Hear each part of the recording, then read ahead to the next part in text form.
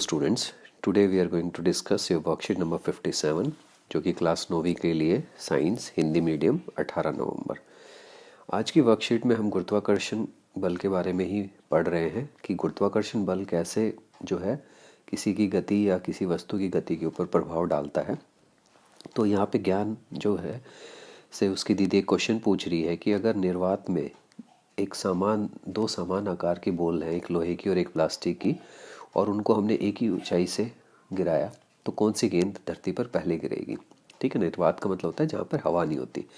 तो कहता है मेरे अनुमान से लोहे की गेंद का द्रव्यमान अधिक है होने की वजह से वह प्लास्टिक की गेंद से भारी है, अतः लोहे की गेंद पहले गिरेगी। तो ये बात जो है हमें भी दिमाग में ही आता है कि जो भारी वस्तु वो पहले गिरेगी, लेकिन हमने एक चीज़ नहीं सुनी ध्यान से कि उसकी दीदी ने पूछा था कि निर्वात के अंदर मतलब वैक्यूम के अंदर।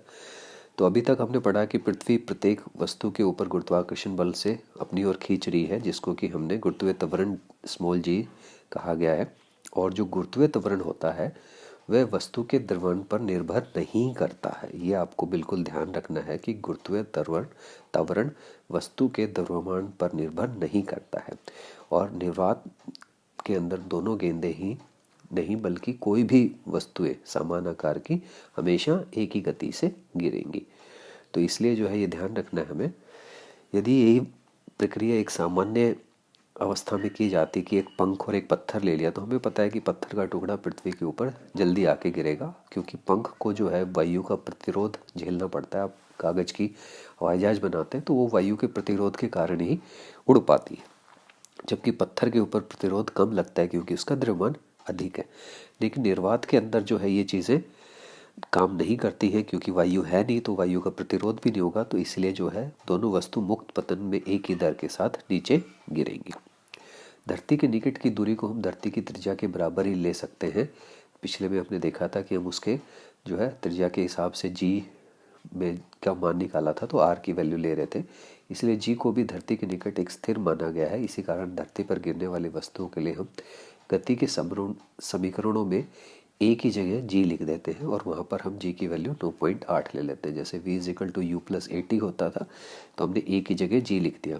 S is equal to u t plus half a t square होता था तो ए टी स्क्वायर तो था, जी की जगह A. 2as V square minus U square तो 2gs हो गया।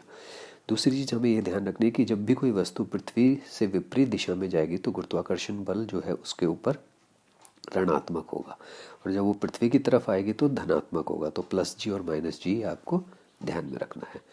प्रश्न उत्तरों की बात करें, पहला प्रश्न है कि कागज के टुकड़े और लोहे की मोटी कील को निर्वात में समान ऊंचाई से गिराने पर कौन सी पहले धरती पे आएगी। तो क्योंकि गुरुत्वाकर्षण के कारण त्वरण वस्तुओं के द्रव्यमान पर निर्भर नहीं करता, इसलिए वैक्यूम या निर्वात में दोनों एक ही दर के साथ समान गिरेंगे और एक ही समय पर जमीन पर पहुंचेंगे। यदि हम किसी बाल को ऊपर की ओर उछालें तो गुरुत्वीय त्वरण को जी माइनस जी क्यों। इसका कारण है कि ये गुरुत्वाकर्षण बल की दिशा के विरुद्ध बाल उछाली गई है, इसलिए लिया गया है। यदि हम किसी बॉल को ऊपर उछालें तो गुरुत्वीय त्वरण हो गया। सामान्य परिस्थिति में विभिन्न वस्तुओं को समान ऊंचाई से गिराने पर वह समान समय पर नीचे क्यों नहीं आती, क्योंकि उनके ऊपर जो है वायु प्रतिरोध के कारण ऐसा होता है कि हर वस्तु के ऊपर वायु प्रतिरोध अलग अलग होता है, भिन्न होता है। चौथा है गति के तीनों समीकरण लिखने हैं, जिसमें ए की जगह हमें जी लिखना है। तो ये आप देख सकते हो, पहला, जहाँ पर दूसरा और तीसरा। तो ये तीनों प्रश्न आपके 4 प्रश्न हो गए हैं। उम्मीद करते हैं आपको वर्कशीट पसंद आएगी। देखने के लिए धन्यवाद। चैनल को सब्सक्राइब जरूर करें। Thank you.